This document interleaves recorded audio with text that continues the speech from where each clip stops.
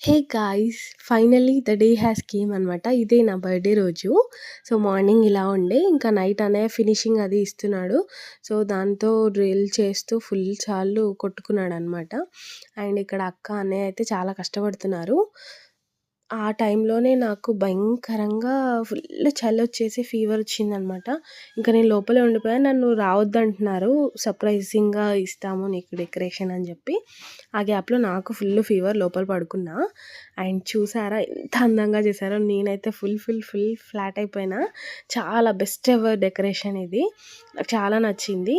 And చూస్తున్నారా నేను ఇలా ఉన్నాననమాట. ఫుల్ చలి. ఇంకా వీళ్ళందరిని డిసప్పాయింట్ చేయడం ఇష్టం లేక మమ్మీ వాళ్ళు సడన్‌గా ఊరెళ్ళాల్సొచ్చింది.